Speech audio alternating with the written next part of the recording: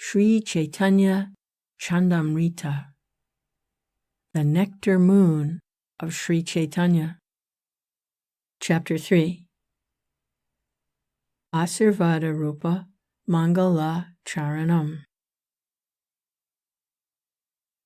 Auspicious introduction consisting of benedictions. 13.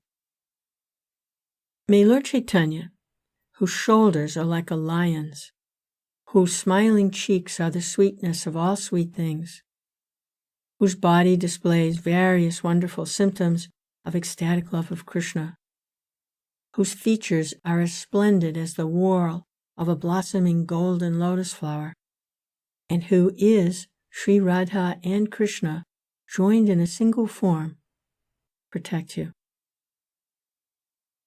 14. When he saw new rain clouds, he was reminded of Lord Krishna and became like a madman with love for him. When he saw a peacock feather, he became agitated, and when he saw a gunja bracelet, he trembled. When he saw a dark-complexioned boy, he thought he had just seen Lord Krishna, and he became filled with fear and wonder. In this way, Golden Lord Hari preached the glories of pure devotional love for himself. 15. Creating great tidal waves in the ocean of mercy, splendidly dressed in wonderful saffron garments as glorious as the sunrise, and glowing with the nectar of pure love of Krishna, may the wonderful and handsome moon of Lord Caitanya, which has risen from the milk ocean of Sachi's womb, enter the sky of your heart. 16. Chanting the Hare Krishna Maha Mantra, his own holy names which bring auspiciousness to the world, his hand trembling with love as he touches the knotted string about his waist to count the number of names, his face bathed in tears as he comes and goes, eager to see his own form of Lord Jagannath, and bringing great delight to the eyes of all. May the golden form of Lord Hari protect you all. 17. Uprooting the dark denseness in the hearts of the entire world, making the nectar ocean of the bliss of pure love of Krishna overflow its shores without limit, and cooling this universe tormented by the threefold miseries, may the splendid moonlight of the moon of Lord Caitanya Chandra eternally shine within your hearts. Chapter 4. Sri Chaitanya Bhakta Mahima. Glorification of Lord Chaitanya's devotees. 18. The splendid path of pure devotional service, which bewildered the great sages in the past, which material intelligence has no power to enter, which Sukadev Goswami was not able to understand, which merciful Lord Krishna never revealed to his closest friend, is the place where the dear devotees of Lord Gaur happily enjoy pastimes. 19. Talk of impersonal liberation will not become bitter. The shackles of blind adherence to social and Vedic convention will not become loosened, and the tumultuous debate of Vedic scholars on the merits of various useless spiritual paths will continue as long as a devotee who is like a bumblebee drinking the nectar of Lord Chaitanya's lotus feet does not appear before the eyes. 20. Where is renunciation? Where is tranquil indifference to the temptations of sense pleasure or the torments of hell? Where are great waves of humbleness? Where is uncommon prowess? Where is the path of intense devotion? Where are these virtues present in the same way they are present in those who have made Lord Gaur the goal of their lives? 21. Even once seeing Lord Gaur's handsome face, which is overcome with feelings of love of Krishna, and which has blossoming lotus eyes filled with a great flood of tears, a person becomes maddened with newer and newer feelings of devotional love. He never abandons the ocean of sweetness that is Lord Gaur's feet. 22. They who follow the rules of Varnashram Dharma, worship Lord Vishnu, visit holy pilgrimage places, and study the Vedas, but do not serve the lotus feet of the dear devotees of Lord Gaur, cannot understand the transcendental abode of Vrindavan, which is beyond the reach of the 4 Vedas. 23. If by churning the shoreless ocean of nectar, one attains the incomparable sweet essence of all nectar, that nectar will taste very bitter to those who touch the splendor of the lotus feet of Lord Krishna, who now displays his transcendental form of Sri Gaur Sundar. 24. Humbly thinking oneself lower than a blade of grass, natural gentleness and charm, speaking words as sweet as nectar, spitting at the insignificant sense gratification of this world, disinterest in the affairs of this world, and overwhelming love for Lord Hari are the transcendental virtues of the devotees of Lord Gaur. 25. Worship millions of the most exalted spiritual masters if you wish. Study millions of Vedic literatures if you wish. But know, it is they who have attained the merciful sidelong glance of Lord Caitanya who will understand the great secret that is pure love for Lord Krishna. 26. Let renunciation be multiplied millions of times. Let millions of virtues beginning with peacefulness, self-control, tolerance, and friendliness be multiplied millions of times. Let there be millions of meditation on the words Tattvamasi. Let there be devotion to Lord Vishnu, multiplied millions of times. All this taken together does not equal even a millionth part of the multitude of perfect transcendental qualities possessed by the great souls who find transcendental bliss in the splendor of the toenails of the dear devotees of Sriman Chaitanya Candramrta. 27. Some dance so enthusiastically they seem to leap over the mountains and oceans, and others repeatedly revile Indra and the other demigods. Who among the devotees headed by Advaita Chandra is not now overwhelmed with bliss in the dancing festival of Lord Caitanya? 28. In this world there has not been, there will not be, and there is not now the touch of this kind of nectar from the lotus feet of the Supreme Personality of Godhead.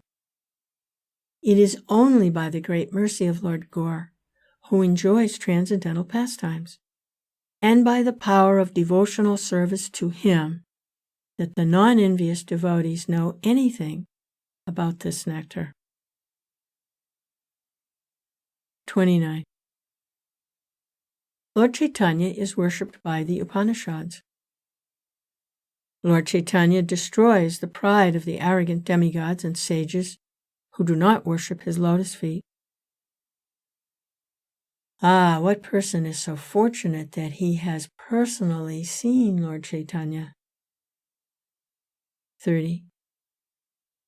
even without following any religious rituals, one who wholeheartedly takes shelter of Lord Gauranga, the master of all transcendental opulences, will attain everything he might wish. Chapter 5. Sri Chaitanya Bhakta Ninda. Criticism of those who are not devotees of Lord Caitanya. 31. My mind thinks that a person who has countless pious credits and has completely taken shelter of Lord Hari, but does not worship Lord Caitanya, is very poor and unfortunate. 32. Pathetic are the followers of Vedic ritual. Pathetic are the practitioners of severe austerity. Pathetic are the dull-witted fools whose mouths have blossomed with the words, quote, I am Brahman, end quote. Why do we lament for these animals in the guise of men, intoxicated by the taste of things other than Krishna? Alas, they have not tasted even a drop of the nectar of Lord Gaur. 33. Watered with nectar, a stone will never sprout a single blade of grass. Carefully stretched out, a dog's tail will never become straight. A man may reach out his arms as much as he likes, but he will never grasp the moon. A man may follow all the rituals of ordinary religion, but without the mercy of Lord Gaur, he will never attain the festival of ecstatic love for Lord Krishna. 34. The advent of Sri Chaitanya Mahaprabhu is like an expanding ocean of nectar. One who does not collect the valuable jewels within that ocean is certainly the poorest of the poor. 35. The golden moon of Lord Gaurachandra now creates great tidal waves in the ocean of love for Lord Krishna. Those who will not dive into that ocean must find themselves diving instead into an ocean of unwanted deeds. 36. The golden moon of Lord Caitanya Chandra now creates great tidal waves in the nectar ocean of pure love for Lord Krishna. A person untouched by these waves is certainly the poorest of the poor. 37. Even though they be scholars, learned in all the scriptures, those persons who will not accept that Lord Caitanya is the Supreme Personality of Godhead must continue to wander in this lifeless world by repeated birth and death. 38. Again and again, he tastes the great sweetness of his own holy names. Again and again, he is overcome with ecstasy. Again and again, he says, quote, Sing, O sing the glories of the King of Raj. End quote.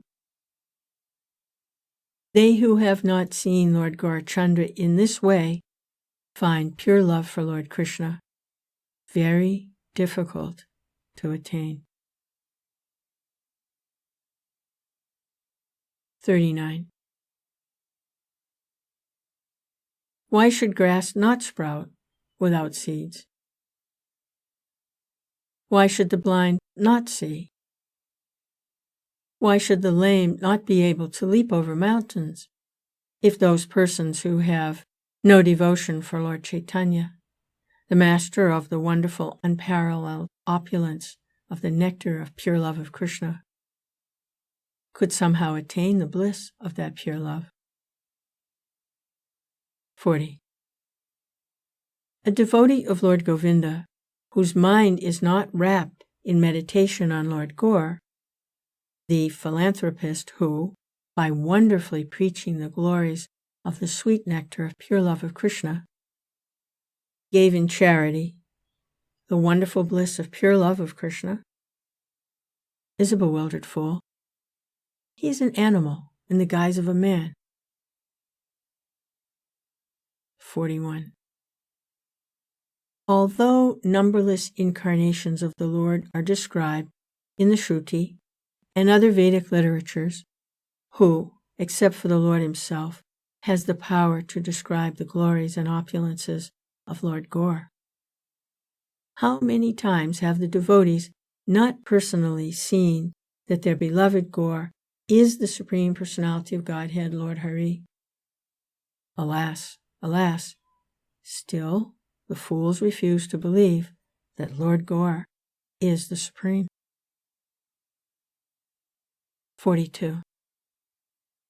If the people of this world say that because Lord Gaur, whose playful, sidelong glance gives birth to the bliss of pure love of Krishna, which shows all living entities the worthlessness of material benefits and impersonal liberation, is not directly described in the four Vedas, he cannot be the Supreme Personality of Godhead.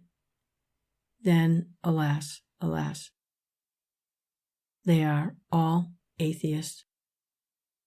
O inscrutable, illusory potency of Lord Vishnu, O source of their bewilderment, I offer my respectful obeisances unto you.